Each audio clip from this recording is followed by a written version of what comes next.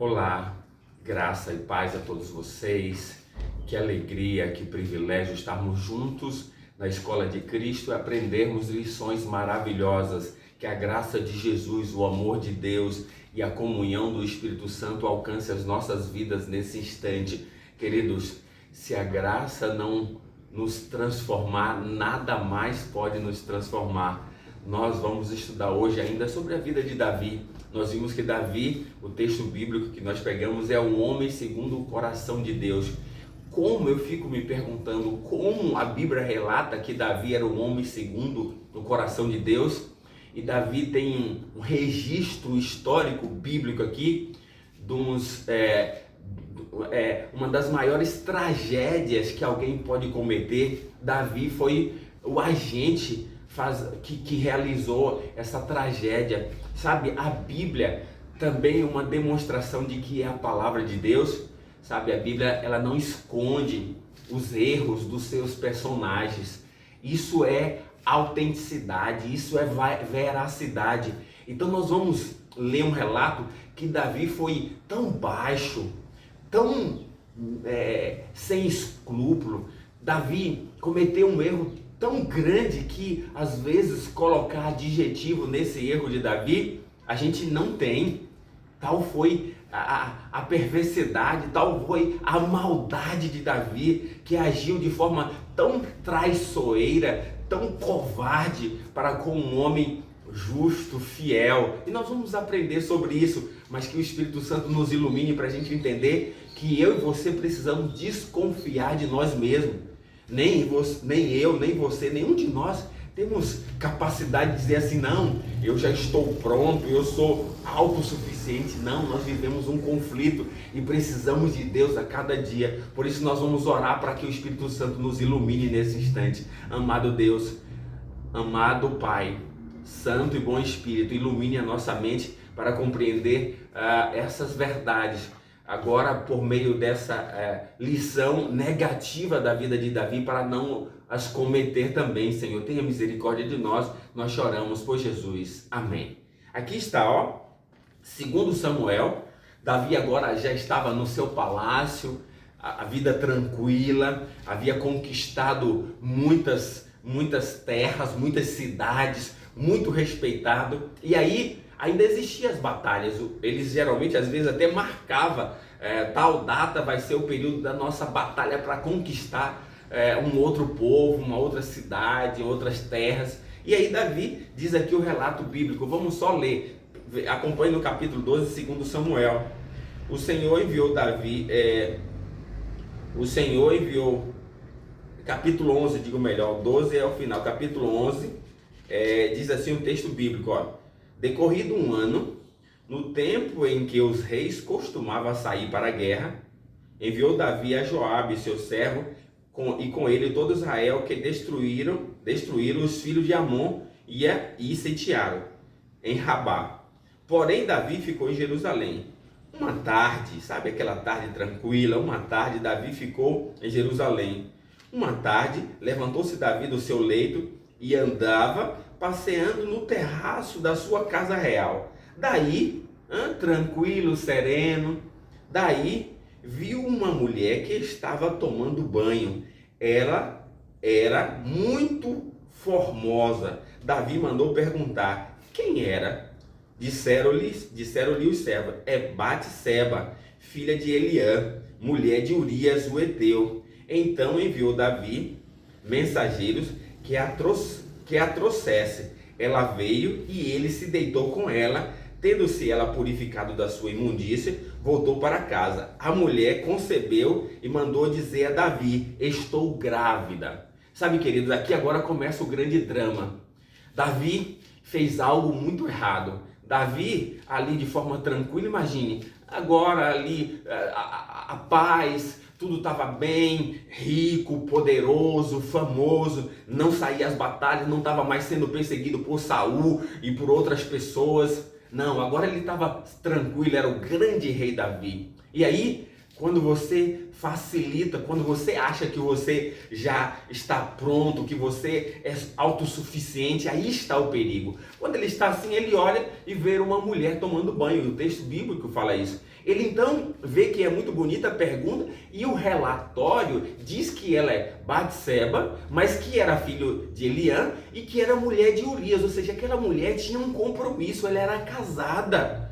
Ele não devia, desejar, mas ele mandou buscar e ele deitou-se com aquela mulher. Provavelmente aquela mulher ela não tinha o que fazer. Ela, agora está diante de um rei, tinha que se submeter. Então ele toma a força e deita aquela mulher sem o consentimento dela, mas ela fica grávida. E agora? Como resolver esse problema? Por quê? Porque o seu esposo estava na guerra.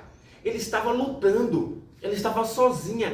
Como resolver isso? Aí Davi agora monta a estratégia para resolver esse grande erro que ele cometeu. E aí nós vamos ver aqui agora que Davi faz algumas coisas. Ele manda vir da guerra, ele manda lá um mensageiro para que Urias venha para a sua casa. Por quê? Porque o objetivo dele era que Urias agora deitasse com a sua esposa, para que o próprio Urias pensasse que a gravidez que aquela mulher estava era dele. Se aquela mulher ficasse grávida pelo tempo de guerra, demora, quando estivesse grávida, Urias ia ficar, como foi isso? E aí ela iria contar. E aí então, qual foi a estratégia? Vem Urias. Quando chega Urias, aqui no verso 8, tá? Nós vamos dizer, Urias chega, Davi pergunta como é que está a guerra, como é que está Joabe, e aí ele conta, aí o verso 8, depois disso Davi a Urias, desce a tua casa e lava os teus pés, saindo Urias da casa, agora capítulo 11, verso 8, da sua casa real, logo se lhe seguiu um presente do rei. O rei ainda mandou um presente, para cortejar, pode ir deitar com sua esposa. Porém Urias se deitou à porta real com todos os servos do seu senhor e não desceu para casa. Fizeram saber a Davi, dizendo, Urias não desceu à sua casa. Então disse Davi a Urias, não vens tu de uma jornada? Por que não desceste a tua casa? Aí agora ele responde, respondeu-lhe Urias, o cara era fiel a Davi. A arca, Israel e Judá ficam em tendas. Joabe, meu senhor, e os seus servos no meu senhor estão acampados ao ar livre. E eu hei de entrar na minha casa para comer e beber e para deitar com a minha mulher? Tão certo como vives e como vive a tua alma, não farei essa coisa. Esse homem era fiel. Aí sabe o que Davi faz?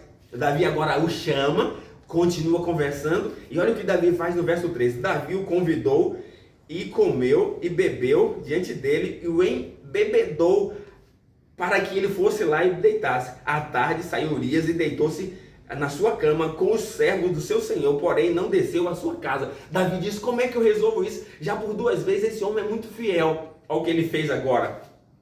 Aqui agora a gente tem Davi então, verso 14. Pela manhã Davi escreveu uma carta a Joabe e mandou por mão de Urias, escrevendo a carta dizendo, ponde Urias à frente da maior força da peleja e deixai-o sozinho para que seja ferido e morra. Ou seja, Davi viu que não tinha jeito, então agora tinha que matar esse homem que era fiel. Ele manda uma carta, entrega na mão do próprio Urias para levar a Joabe, que era o comandante. Esse Urias então pega e o leva. Lá na carta mandava Davi que Joabe colocasse Urias em frente à batalha para que fosse morto. Então quem matou esse jovem, aí se a gente ler o relato, Urias morreu na batalha. Quem matou esse jovem, quem matou esse soldado fiel foi Davi. Davi pegou a sua mulher, deitou à força e agora montou estratégia para matar o marido, para que aquela mulher ficasse viúva e não acontecesse o escândalo.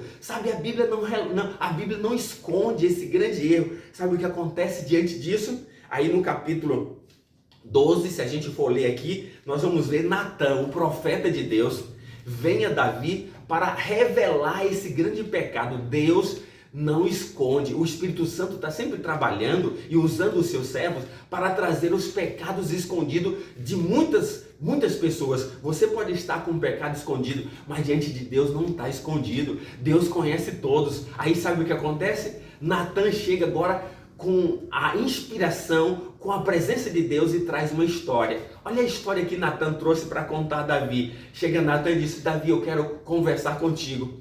E aí Davi, então pode vir, era o profeta. O profeta disse: olha, tinha 2 homens na sua cidade.